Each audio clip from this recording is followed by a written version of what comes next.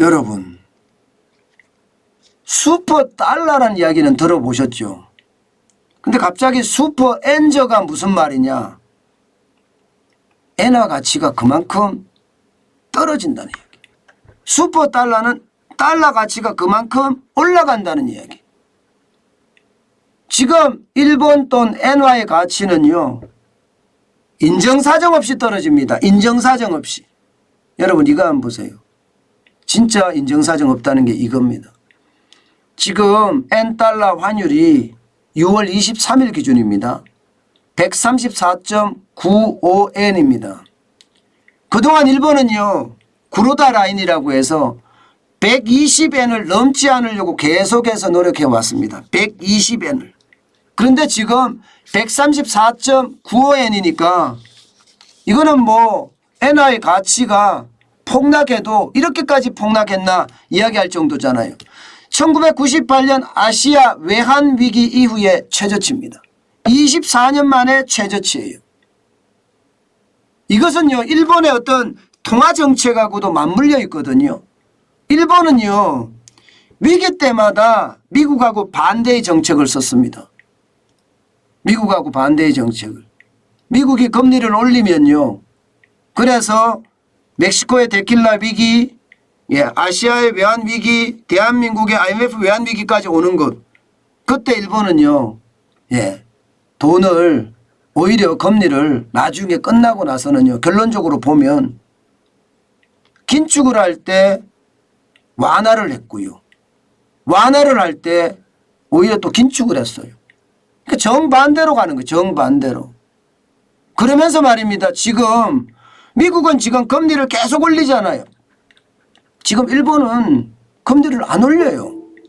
그냥 고정시켜 놨어요. 고정시켜 놓고 결국 말입니다. 여러분, 이게 N저를 만들어서 위기에 수출을 많이 하겠다. 수출을 많이 하면 결국 말입니다.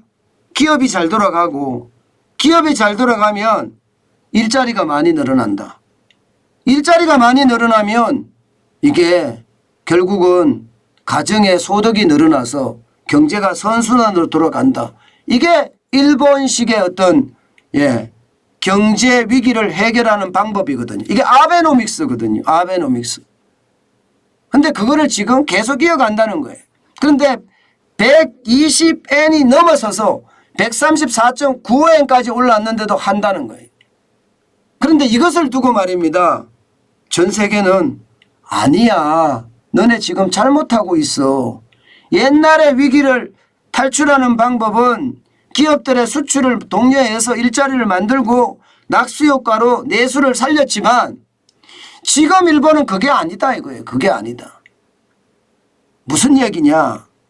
많은 기업들이 해외에 나가 있기 때문에 내가 엔저가 된다고 하더라도 낙수효과가 없다는 이야기예요. 왜냐하면 해외 지사에서 모두가 일어나는 일이니 거기야 달러의 어떤 베이스로 가지고 사업을 하잖아요. 그러다 보니까 낙수효과가 없는 거예요. 그러니 일본 국민들조차도요, 이게 좋은 엔저가 아니라 나쁜 엔저다 이렇게 이야기합니다. 오죽했으면 여러분 굴욕적이다 이런 표현까지도 지금 쓰고 있습니다. 굴욕적이다. 왜냐하면 위기 때 엔화는 많은 사람들이 선호하던 돈이 됐어요. 쉽게 말하면 안전자산이에요. 위기가 생기면 금을 사듯이 달러를 사고 엔화를 샀단 말입니다. 근데 지금은 엔화를 안 사요. 저게 망할지도 모른다는 그런 생각까지 하니까 말입니다. 지금 많이 올라갈 때는요, 이게 134.9엔이 아니라 136.6엔까지도 지금 올라가고 있거든요. 많이 올라갈 때는. 그러니까 이게 뭐 안전자산으로 가치도 없고 나쁜 엔저. 나쁜 엔저의 핵심이 그거잖아요. 수입 물가가 너무 올라가잖아요. 수입 물가가 4월 기준으로 43.3%가 늘어났습니다. 일본도 소비자 물가가 2.1%가 올라갔는데 일본은 소비자 물가가 2.1%에서도 깜짝 놀라는 거예요. 왜냐하면 그동안 0% 마이너스로 내려갔었으니까 소비자 물가가 2.1%도 우리가 느끼는 이 물가 수준하고요. 일본 사람들이 느끼는 물가 수준은 굉장히 다르다는 거예요.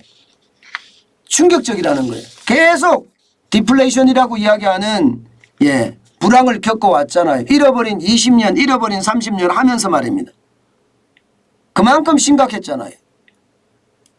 그러니 일본 전체가 지금 우울감에 빠져 있다 이렇게까지 이야기할 정도입니다. 그런데 미국은 앞으로 계속 금리를 올릴 거잖아요. 미국은 계속 올릴 겁니다. 미국은 보세요. 계속 5월 달에도 빅스텝 했죠. 6월 달에는 자이언트 스텝 0.75%를 올렸습니다. 0.75% 포인트를 올렸죠. 계속 올리고 있잖아요. 그러니 일본은 마이너스 0.1%로 지금 가만히 있으니 이게 앞으로 어떻게 될까? 여러분, 일본은 위험에 빠졌다 이렇게 이야기하는 사람들도 있습니다.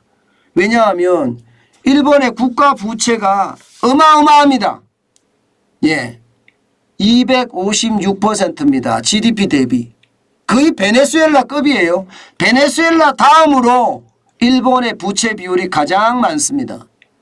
베네수엘라 다음으로. 일본은 그래도 기축통화니까 괜찮겠거니 했지만 과연 괜찮을까 이런 생각이 지금 들고요. 지금 1,000조 엔이 넘거든요. 1,000조 엔이. 우리 돈으로 하면 9,580조예요. 이자만 해도 엄청나겠죠. 이자만 해도. 그러니까 이자 있잖아요. 국채 발행해서 이자 줘요.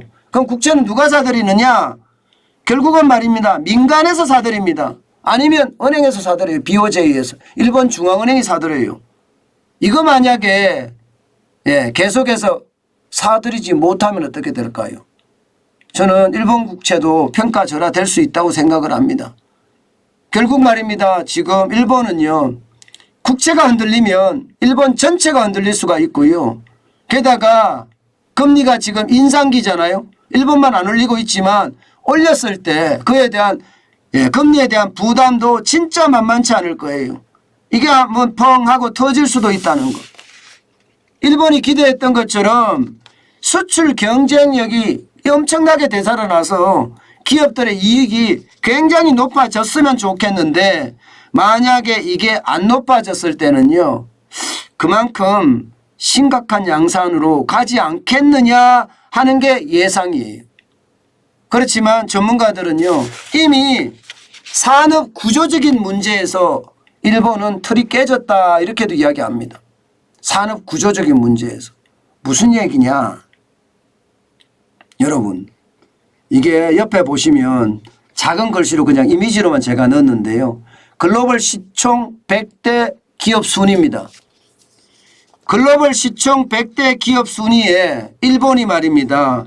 1988년에는 53개나 일본 기업이었어요. 53개. 와 대단하죠. 대단합니다. 53개였으니까. 1990년대에도요. 소니나 히타치나 파나소닉이나 후지츠나 닌텐도나 샤프나 일본의 IT 기업들이 세계 시장을 휩쓸었습니다. 그런데 2022년 현재입니다. 현재는요. 이 100대 기업 중에 일본계 기업은요.